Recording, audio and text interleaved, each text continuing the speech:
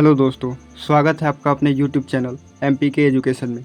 आज के इस वीडियो में हम प्रश्नावली 1.1 के क्वेश्चन नंबर 4 को हल करेंगे। अगर आप इंटरेस्टेड हैं, हल करना सीखना चाहते हैं तो इस वीडियो को अंत तक देखिए और वीडियो अच्छा लगे तो लाइक करके चैनल को जरूर सब्सक्राइब कर लीजिएगा। तो चलिए शुरू करते हैं। क्वेश्चन नंबर 4 है, यूक्लिड विभाजन प्रमेयिका का प्रयोग करके दर्शाइए कि किसी धनात्मक पूर्णांक का वर्ग किसी पूर्णांक m के लिए 3m या 3m+1 के रूप का होता है। इसमें संकेत दिया गया है, यह मान लीजिए x कोई धनात्मक पूर्णांक है, तब 3q या 3q+1 या 3q+2 के रूप में लिखा जा सकता है। इसमें से प्रत्येक का वर्ग कीजिए और दर्शाइए कि इन वर्गों को 3m या 3m+1 के रूप में लिखा जा सकता है। तो चलिए हल करते हैं। इसमें दिया गया है धनात्मक पूर्णांक, तो हम लोग इसको थोड़ा रफ में समझ लेते हैं। माना कोई धनात्मक पूर्णांक है a, इसमें भाजक हम 3 मानते हैं क्योंकि 3m या 3m+1 के रूप में दिया गया है, तो हम भाजक लेंगे 3। अगर यहाँ पे 4m या 4m+1 होता तो यहाँ पे 4 लेते, 5 होता तो 5 लेते।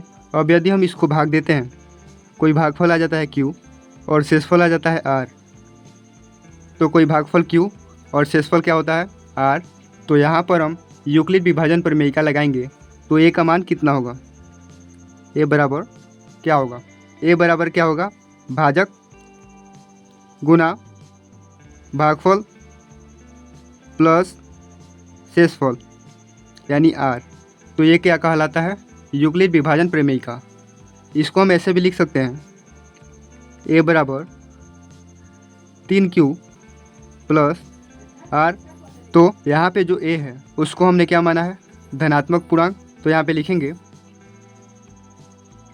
माना a कोई धनात्मक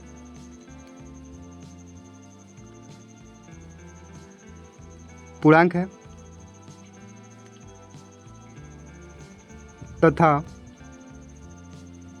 q क्या है, भागफल है।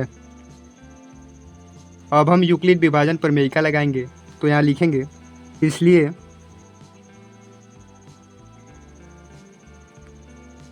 यूक्लिड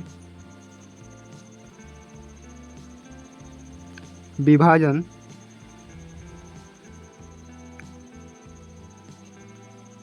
प्रमेयिका से a का मान आएगा, a बराबर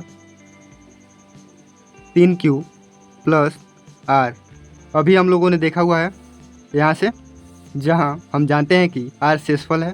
पहले तो आप इतना कर लेंगे, उसके बाद यहाँ देखना है भाजक कितना है, भाजक है 3। तो शेषफल क्या हो सकता है, आप जानते हैं कि शेषफल हमेशा भाजक से छोटा ही होता है। तो क्या हो सकता है, 0 हो सकता है, 1 हो सकता है और 2 हो सकता है। तो शेषफल 3 ही हो सकते हैं, 0, 1 या 2। तो इसको अब हम स्थिति में बनाएंगे। स्थिति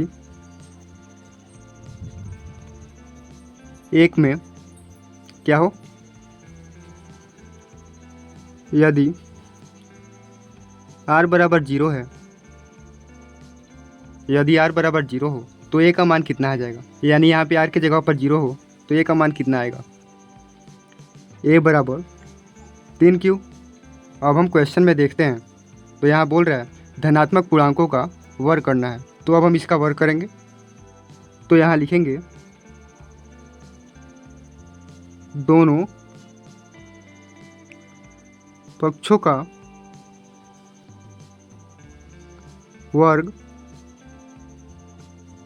करने पर, तो यहाँ पे हो जाएगा a का वर्ग बराबर, यहाँ हो जाएगा 3q का वर्ग, 3q का वर्ग।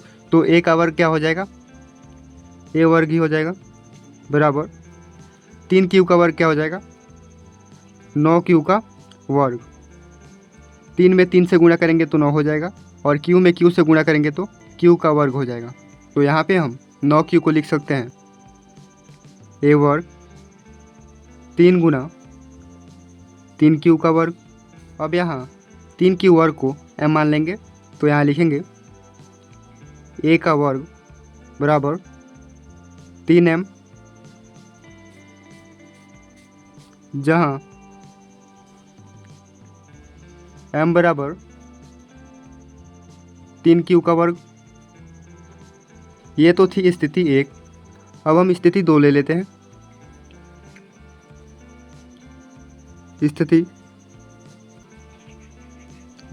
स्थिति 2 में हमें r बराबर 1 लेना है, क्योंकि स्थिति 1 में हमने r बराबर 0 ले लिया था।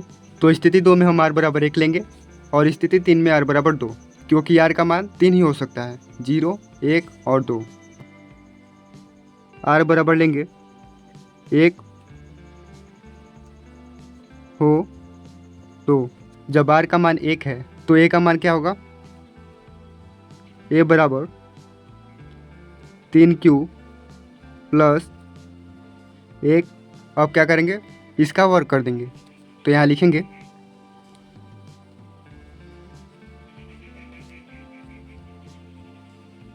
दोनों पक्षों का वर्ग करने पर, इसका वर्ग करेंगे तो क्या हो जाएगा? a वर्ग बराबर 3q प्लस 1 का वर्ग। अब यहाँ हो जाएगा a का वर्ग बराबर, यहाँ पर हम सर्व समीकरण लगाएंगे, a प्लस b का वर्ग। यहाँ पे लिख देते हैं a प्लस b का वर्ग बराबर a का वर्ग प्लस b का वर्ग प्लस 2ab। इसी रूप में इसको लिख लेंगे, a का वर्ग यानी हो जाएगा 3q का वर्ग, 3q का वर्ग प्लस b का वर्ग तो हो जाएगा 1 का वर्ग प्लस 2 गुना ab। a का मान है 3q गुना b का मान है 1।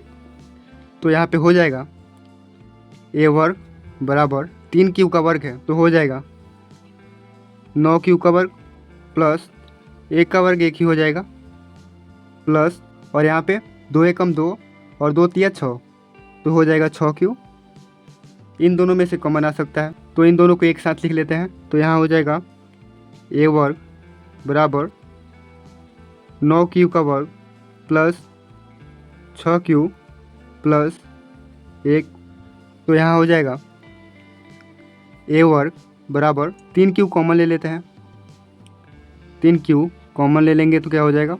यहाँ हो जाएगा 3q, क्योंकि 3 3 का 9 और 2q है तो 1q यहाँ पे हो जा रहा है और 1q यहाँ पे हो जा रहा है प्लस 3 दूनी 6 और q बाहर निकल गया, प्लस में आएगा 1।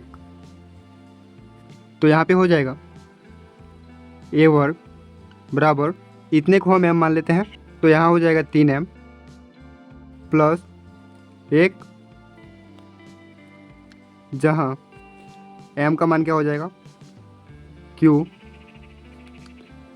3q plus 2। ठीक है। इसके बाद हम लोग स्थिति नंबर 3 पर आएंगे। अब इसमें हमें r बराबर 2 मानना है तो यहाँ लिखेंगे r बराबर 2 हो तो r बराबर 2 है तो a का मान कितना हो जाएगा? a बराबर 3q प्लस 2। अब इसका वर्ग कर देंगे तो यहाँ लिखेंगे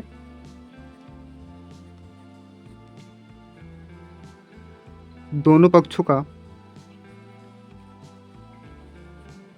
वर्ग करने पर, तो यहाँ पे हो जाएगा a का वर्ग और यहाँ पे हो जाएगा 3q प्लस 2 का वर्ग। तो यहाँ पे हो जाएगा a वर्ग बराबर, यहाँ पे फिर से हो जाएगा a प्लस b का होल वर्ग, a वर्ग यानी 3q का वर्ग प्लस b वर्ग यानी 2 का वर्ग प्लस 2 गुना a यानी 3q गुना b यानी 2। तो यहाँ पे हो जाएगा a वर्ग बराबर 9q का वर्ग प्लस 2 का वर्ग करेंगे तो 4 हो जाएगा प्लस 2 दूना 4, 4 तिया 12 तो हो जाएगा 12Q। अब इन दोनों में कॉमन हो सकता है तो इसको पास में लिख लेंगे। तो यहाँ हो जाएगा A का वर्ग बराबर 9Q का वर्ग प्लस 12Q प्लस, इसको हम 3+1 लिख सकते हैं, 3+1। अब इसमें हम 3 कॉमन निकाल लेते हैं तो यहाँ हो जाएगा A का वर्ग बराबर 3Q का वर्ग प्लस 4Q प्लस 1 और फिर प्लस 1। तो यहाँ पे हो जाएगा A² बराबर 3 और इतना को हम m मान लेंगे तो हो जाएगा m प्लस 1, जहाँ m बराबर 3Q का वर्ग प्लस 4Q प्लस 1। तो अंत में लिख लेंगे अतः किसी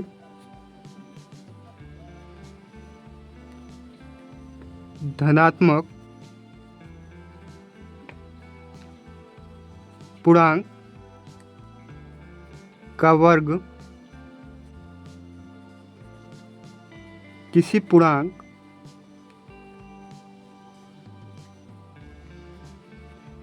m के लिए 3m प्लस 1 के रूप का होता है और यही हमारा आंसर हो जाएगा। तो दोस्तों मैं उम्मीद करता हूँ कि आपको क्वेश्चन नंबर 4 बिल्कुल अच्छे से समझ में आ गया होगा। समझ में आ गया तो वीडियो को लाइक करके चैनल को जरूर सब्सक्राइब कर लीजिएगा। इस वीडियो में इतना ही, फिर मिलता है अगले वीडियो में। पूरा वीडियो देखने के लिए धन्यवाद।